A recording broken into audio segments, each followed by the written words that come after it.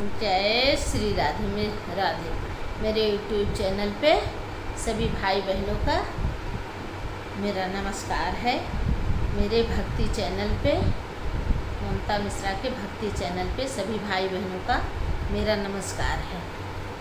आइए एक छठी माता का, परसों छठी है, छठी माता की एक कहानी सुनते हैं। मेरी कहानी अच्छी लगे तो लाइक कीजिए, सब्सक्राइब कीजिएगा, बेल आइकन दबाना ना भूलिए। जय छठी मैया की। एक राजा थे।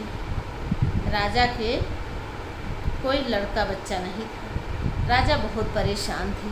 करते क्या, देखते थे सबके यहाँ बारात जाती थी, सबके यहाँ सब कुछ होता था। राजा अंदर अंदर घुटे जा रहे थे। सब देखते थे, सब छठी माई की पूजा करती थी। तो मन ही मन छठी माई से मनाते, हे मैया हमारे घर भी कोई बच्चा हो जाए तो हम भी ऐसे देखें, मेरे घर में बच्चा बड़ा होगा, बारात जाएगी, सब कुछ होगा।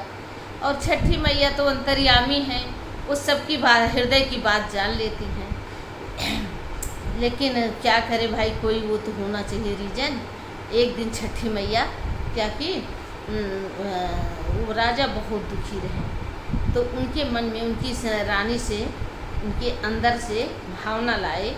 रानी ने कहा कि राजा ऐसा करो कि सात जोड़ी कोट पैंट बाहर टांग दो और सबसे कह दो कि हमको 7 बेटे हैं हमारे, सातों की हमें शादी करनी है।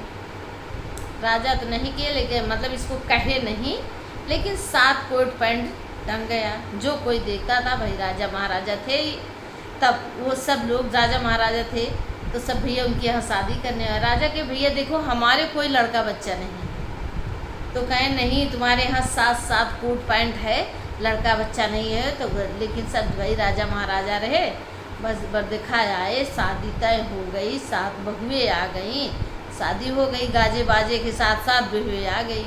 अब बहुएँ घर में रहती, राजा खाए दुखी बीमारा खाए जा रही थी, बहुत कष्ट हो रहा था। तो रानी भी बहुत परेशान थी। अब छठी मैया दे तो उनको कैसे दें, बहुत घोर संकट में थी। एक दिन छठी मैया एक मतलब बूढ़ी की भेष में आई। रानी लोग उनकी बहुओं से कहा, तुम लोग जानती हो? कहे क्या?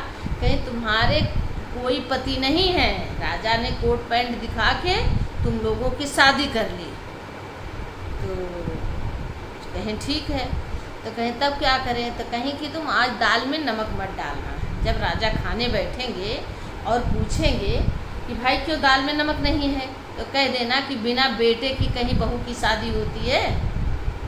आए खाने बैठे, कुछ देर रुकाए, जो खाना देखे सब्जी में नमक नहीं, दाल में नमक नहीं, कहीं नमक नहीं है। राजा बड़े चिंतित हुए।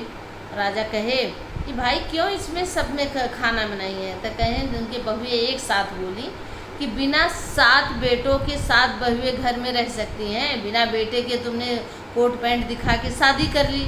अब बताओ हम लोग जाएं तो क्या है? कहा। राजा बहुत दुखी हुए, रानी भी। राजा कहें देखिए मैं झूठ नहीं सह सकता, हमने सबसे कहा था कि मेरे बेटा नहीं है, लेकिन वो लोग ज़बरदस्ती शादी किए। अब मैं जा रहा हूँ, पोखरा में डूब के मर जाऊँ। राजा को कहें ठीक। तो रानी कही जब तुम डूब के मरोगे तो मैं भी मरूंगी। तो रानी कही जब डूब के मरोगे, 7 बहुएँ कहीं मैं भी मरूंगी। सब लोग पोखरा पे गए। उसी के दूसरे दिन, तीसरे दिन छठी रही।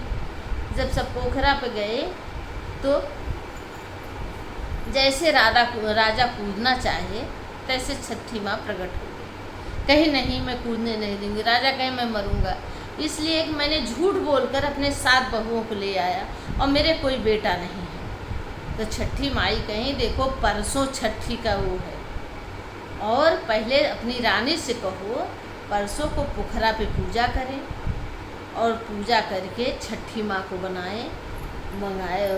मनाएं, तिनी का चाउर चढ़ाएं, दही चढ़ाएं, महुआ चढ़ाएं, गांठ दें, तो इनकी गोंदी भर जाएगी।